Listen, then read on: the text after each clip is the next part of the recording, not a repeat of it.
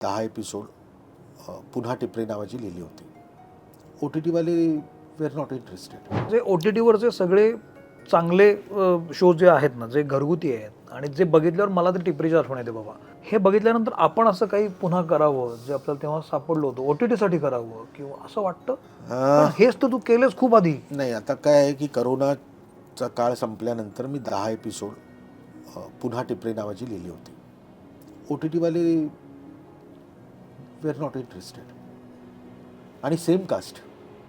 काय बोललो? Same cast. आणि 10 एपिसोड मी आत्ता माझ्या फोनमध्ये आहेत. तुला वाचायला आत्ता पाठवू शकतो मी. माझे एपिसोड अख्खेच्या अख्खे प्रभावळकरांकडे वाचायला गेले. बर, त्यांना ते एपिसोड आवडले म्हणून त्यांनी होकार दिला की आपण हे करूया. मी लिहिले म्हणून प्रभावळकर करणार नव्हतेच. ही इज अ व्हेरी काय म्हणते त्याला फोकस्ड माणूस आहे. Absolutely. पण मला संधी नाही मिळाली. आणि मला असं वाटतं ती वेळ येईल. ती कदाचित वेळ येण्याची वाट बघायची असते. पण प्रयत्न केला नाही असं नाही आहे. त्याची जाण असणारी लोक पण समोर लागतात ना.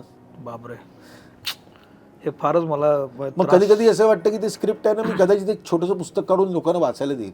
प्रत्येकाने आपापली सिरियल रंगवा. तरी